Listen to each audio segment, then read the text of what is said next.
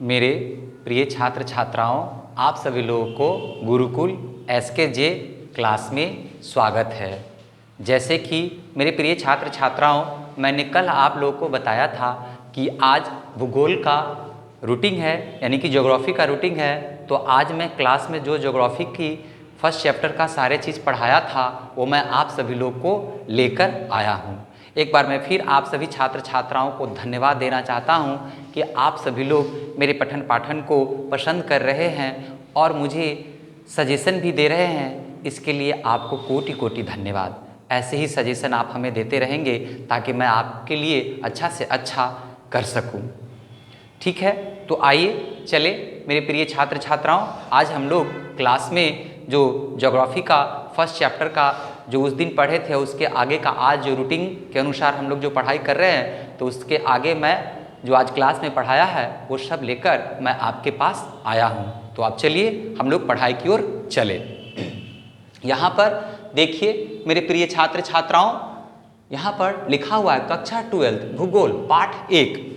आज पाठ 1 अभी चल रही है। जो हमने क्लास में आज पढ़ाया है वो सारे प्रश्न आपके सामने लेकर मैं आया हूँ। तो पहला क्वेश्चन आज का है कि रैट जेल के शिष्य कौन थे। पहला क्वेश्चन आज का है हम लोग का कि रैट जेल के शिष्य कौन थे।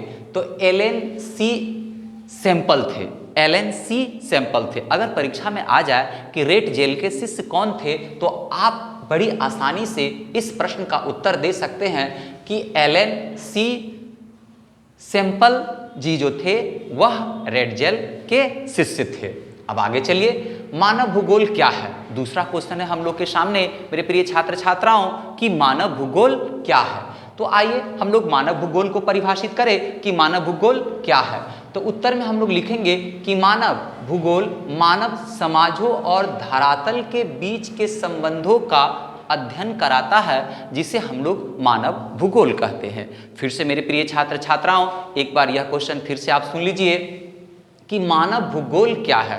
क्वेश्चन क्या है मेरे प्रिय छात्र छात्राओं कि मानव भूगोल क्या है। तो उत्तर में हम लोगों ने लिखा है कि मानव भूगोल मानव समाज और धरातल के बीच के संबंधों का अध्ययन है, जिसे हम लोग मानव भूगोल कहते हैं। तो इस प्रश्न को आप सभी लोगों ने समझ लिया। अगर परीक्षा में आ जाए कि मानव भूगोल क्या है या कोई आपसे क्वेश्चन कर दे कि मानव भूगोल क्या है, तो आप बड़ी आसानी से उनको बता सकते हैं कि मानव भूगोल मानव समाज और धरातल के बीच के संबंधों का अध्ययन जो भूगोल हम लोग को कराता है उसी को हम लोग मानव भूगोल कहते हैं। उसको हम लोग क्या कहते हैं मेरे प्रिय छात्र छात्राओं, तो मानव भूगोल कहते हैं। अब तीसरा प्रश्न पर आइए, मानव स्वभावतः किस प्रकार का जीव है। मानव स्वभावतः किस प्रकार का जीव है। तो मानव स्वभावतः जिज्ञासु प्रवृत्ति का जीव है। मानव स्वभाव से जिज्ञासु प्रवृत्ति का जीव है। जिज्ञासु का अर्थ होता है मेरे प्रिय छात्र छात्राओं जानना। तो मनुष्य हमेशा नए नए चीज जानने की जिज्ञासा रखता है और नए नए चीज खोज करने की जिज्ञासा रखता है। आप हिस्ट्री में पहले ही पढ़ चुके हैं कि मानव आदि मानव थे तो खानाबदोश की जिंदगी बिताते थे, फिर उन्होंने खाद्य संग्रहक अपने आप को बनाया, फिर नव पाषाण काल तक आते आते उनमें अनेक सारे परिवर्तन हुए। तो इस तरह से मानव लगातार अपने आप में परिवर्तन करता चला गया, अब खोज करता चला गया, उसकी जिज्ञासा बढ़ती चली गई और आज हम लोग इस ज्ञानी मानव में परिवर्तित हो गए। तो फिर से एक बार प्रश्न सुन लीजिए मेरे प्रिय छात्र छात्राओं कि मानव स्वभाव से किस प्रकार का जीव है। मानव स्वभाव से किस प्रकार का जीव है। तो हम लोग लिखेंगे मानव स्वभाव से जिज्ञासु प्रवृत्ति का जीव है। मानव स्वभाव से किस प्रकार का जीव है, तो जिज्ञासु प्रवृत्ति का जीव है। चौथा प्रश्न मेरे प्रिय छात्र छात्राओं, मानव समाज की समकालीन चुनौतियां कौन कौन सी है। चौथा प्रश्न है हम लोग के सामने कि मानव समाज की समकालीन चुनौतियां कौन कौन सी है। समकालीन शब्द को आप लोग समझ जाइए। सम मतलब होता है बराबर और काल मतलब होता है समय। मतलब अभी के समय में मानव जीवन में कौन कौन सी चुनौतियां हैं उसके बारे में इस प्रश्न में हम लोग से पूछा जा रहा है। फिर से एक बार सुन लीजिए कि मानव समाज की समकालीन चुनौतियां कौन कौन सी है। अगर यह प्रश्न आ जाए कि मानव समाज की समकालीन चुनौतियां कौन कौन सी है, तो हम लोग लिखेंगे उत्तर मानव समाज की समकालीन चुनौतियां निम्नलिखित है। मानव समाज की समकालीन चुनौतियां क्या है बुआ जी मेरे, निम्नलिखित है। पहला, प्रकृति का मानवीयकरण, पहला प्रकृति का मानवीयकरण, और दूसरा है मानव का प्रकृतिकरण। और दूसरा क्या है मेरे प्रिय छात्र छात्राओं? मानव का प्रकृतिकरण। फिर से एक बार क्वेश्चन सुन लीजिए कि मानव समाज की समकालीन चुनौतियां कौन कौन सी है। तो हम लोग लिखेंगे उत्तर में मानव समाज की समकालीन चुनौतियां निम्नलिखित है। पहला, प्रकृति का मानवीयकरण, पहला प्रकृति का मानवीयकरण और दूसरा मानव की प्रकृतिकरण। पहला है प्रकृति का मानवीयकरण और दूसरा है मानव का प्रकृतिकरण। तो इस तरह से यह मानव समाज की समकालीन चुनौतियां हैं। अब अगला क्वेश्चन पर हम लोग चल रहे हैं। पांचवा क्वेश्चन क्या कह रहा है कि मानव भूगोल की विषय वस्तु को कितने भागों में बांटा गया है। यहाँ पर क्वेश्चन है, पांचवा क्वेश्चन है मेरे प्रिय छात्र छात्राओं कि मानव भूगोल की विषय वस्तु को कितने भागों में बांटा गया है। फिर से एक बार क्वेश्चन, मानव भूगोल की विषय वस्तु को कितने भागों में बांटा गया है। तो हम लोग लिख सकते हैं मेरे प्रिय छात्र छात्राओं उत्तर में कि मानव भूगोल की विषय वस्तु को दो भागों में बांटा गया है। कितने भागों में बांटा गया है? दो भागों में बांटा गया है। कितने भागों में बांटा गया है? दो भागों में बांटा गया है। पहला है भौतिक या प्राकृतिक पर्यावरण, पहला है भौतिक या प्राकृतिक पर्यावरण और दूसरा है सांस्कृतिक पर्यावरण। और दूसरा क्या है? सांस्कृतिक पर्यावरण। फिर से क्वेश्चन एक बार सुन लीजिए मेरे प्रिय छात्र छात्राओं, मानव भूगोल की विषय वस्तु को कितने भागों में बांटा गया है। तो हम लोग लिखेंगे मानव भूगोल की विषय वस्तु को निम्नलिखित दो भागों में बांटा गया है। कितने भागों में बांटा गया है? दो भागों में। पहला है भौतिक या प्राकृतिक पर्यावरण, पहला है भौतिकी या प्राकृतिक पर्यावरण और दूसरा है सांस्कृतिक पर्यावरण। कल मैं इन सभी टॉपिकों का डील भी करूंगा, सभी का व्याख्यात्मक करके आप सभी लोगों को समझाऊंगा। पहला है मानव भूगोल की विषय वस्तु को दो भागों में बांटा गया है, पहला है भौतिकी या प्राकृतिक पर्यावरण। कल मैं आपको बताऊंगा कि भौतिकी और प्राकृतिक पर्यावरण क्या है। उसके बाद दूसरा है सांस्कृतिक पर्यावरण, उसके बाद मैं कल इसका एक्सप्लेन करके आप लोग को बताऊंगा कि सांस्कृतिक पर्यावरण क्या है। उसके बाद छठा क्वेश्चन पर आइए मेरे प्रिय छात्र छात्राओं, जिन्स ब्रूस के अनुसार भूगोल विषय क्षेत्र का विभाजन कितने भागों में किया गया है। फिर से एक बार क्वेश्चन सुन लीजिए मेरे प्रिय छात्र छात्राओं कि जिन्स ब्रूस के अनुसार भूगोल विषय क्षेत्र का विभाजन कितने भागों में किया गया है। तो हम लोग उत्तर में लिखेंगे कि जिन्स ब्रूस के अनुसार भूगोल विषय क्षेत्र को तीन भागों में बांटा गया है। कितने भागों में बांटा गया है? तीन भागों में। कितने भागों में मेरे प्रिय छात्र छात्राओं बांटा गया है? तो तीन भागों में। पहला है मृदा संबंधित, पहला है मृदा संबंधित, दूसरा है जीवन और वनस्पति संबंधित, दूसरा क्या है? जीवन और वनस्पति संबंधित, और तीसरा है मृदा प्रदूषण संबंधित। तीसरा क्या है? मृदा प्रदूषण संबंधित। फिर से एक बार क्वेश्चन आप लोग के लिए, जिन्स ब्रूस के अनुसार, जिन्स ब्रूस के अनुसार भूगोल विषय क्षेत्र का विभाजन कितने भागों में किया गया है।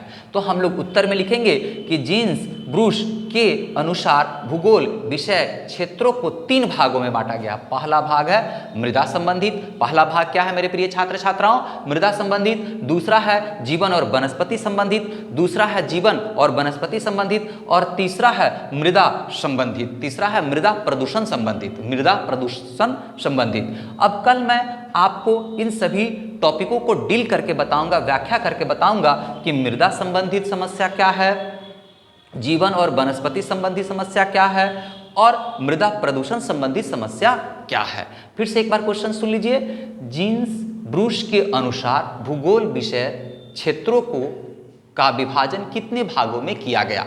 तो हम लोग लिख सकते हैं कि जिन्स ब्रूस के अनुसार भूगोल विषयों क्षेत्रों को तीन भागों में बांटा गया। कितने भागों में बांटा गया मेरे प्रिय छात्र छात्राओं? तीन भागों में बांटा गया।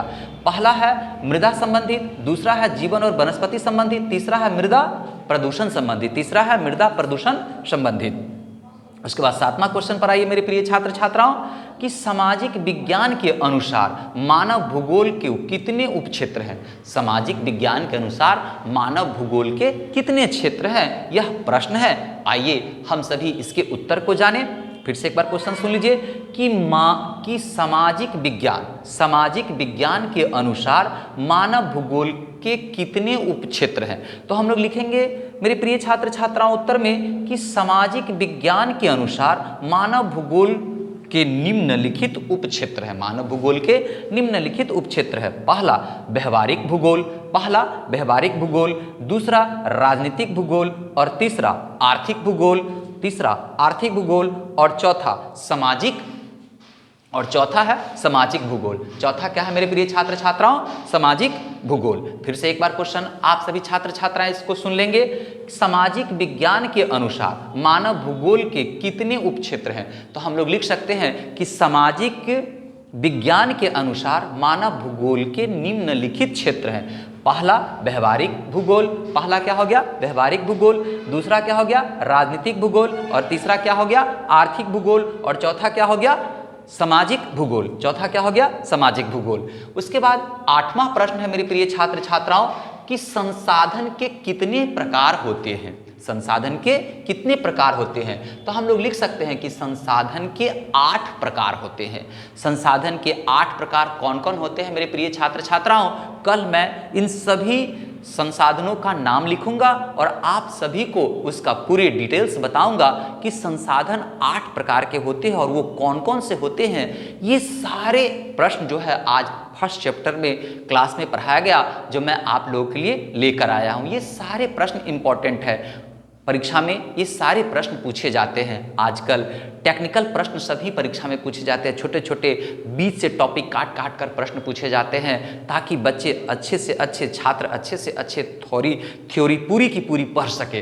अब इम्पॉर्टेंट जो प्रश्न उत्तर पूछा जाता था उसमें देखा जा रहा है कि अब उस तरह के प्रश्न उत्तर नहीं आ रहा है। अब बीच से टॉपिक काट काट कर प्रश्न उत्तर आ रहे हैं। इसलिए मैं आप सभी छात्र छात्राओं से यही विनती करता हूं, प्रार्थना करता हूं कि पूरी सिलेबस को आप पढ़ने का प्रयास करेंगे।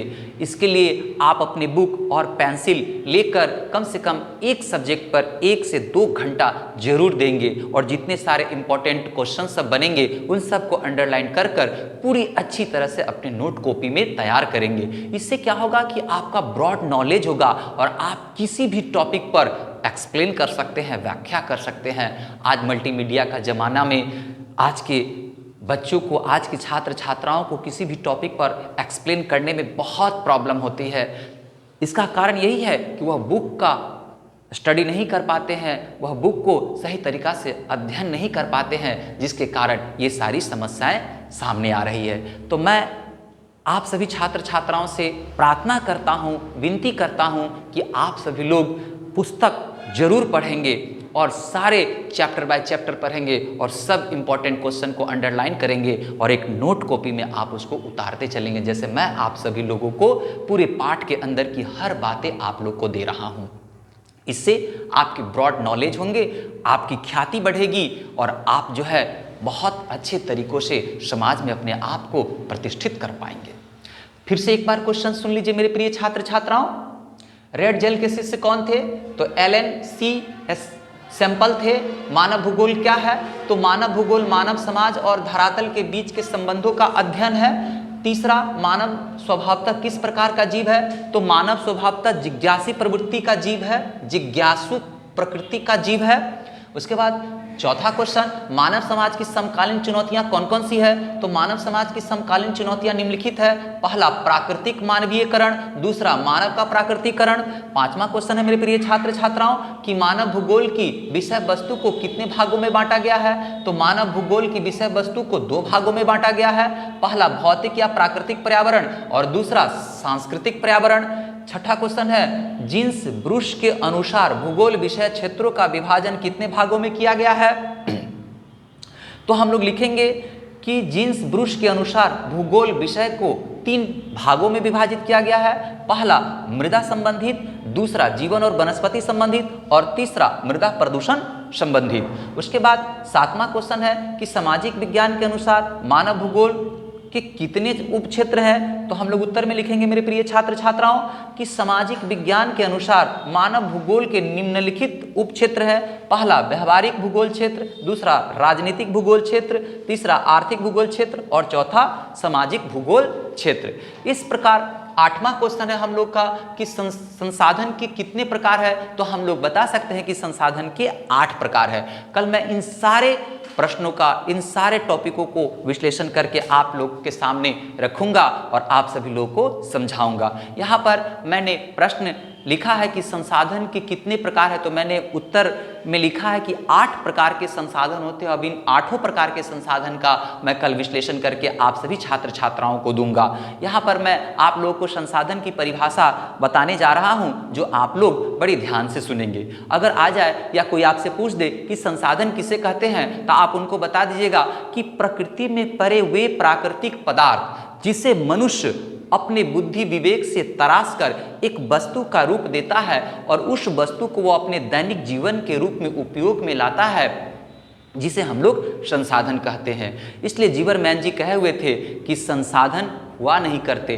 बना करते हैं। प्रकृति में सभी चीज परे के परे रह जाते अगर मानव अपने बुद्धि विवेक से तराश कर इसे एक वस्तु का रूप देकर अपने दैनिक जीवन में अगर इसका उपयोग नहीं करता, तो यह संसाधन कभी नहीं बनता। आप जानते हैं कि मेरे हाथ में यह मार्कर है, यह मार्कर संसाधन तब है जब हम इसके द्वारा बोर्ड पर लिखते हैं। अगर हम इसको लाकर कहीं रख देंगे, छोड़ देंगे, तो यह संसाधन नहीं कहलाएगा। जब हम इसका उपयोग में लाएंगे तभी यह संसाधन कहलाता है। तो मेरे प्रिय छात्र छात्राओं, आज मैं आप लोग से विदा ले रहा हूँ। आज जो क्लास में मैंने पढ़ाया था वो सारे मैं आप लोग को यहाँ पर बताया हूँ, और आप सभी छात्र छात्राओं से मेरा नम्र निवेदन है कि खूब मन लगाकर पढ़िएगा, ताकि आप अपने भविष्य को उज्जवल कर सके।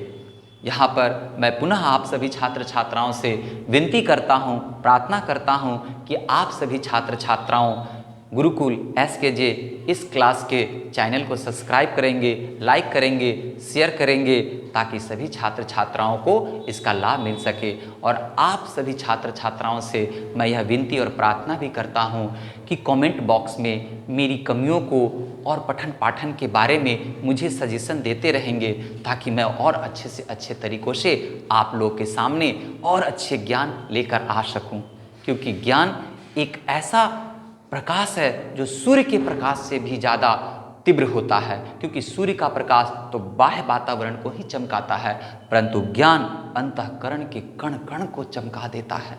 इसलिए आप सभी छात्र छात्राओं से मेरा यही निवेदन है, यही प्रार्थना है कि खूब मन लगाकर पढ़िएगा और अपने माता पिता और गुरुजनों का नाम रोशन कीजिएगा। इन्हीं शब्दों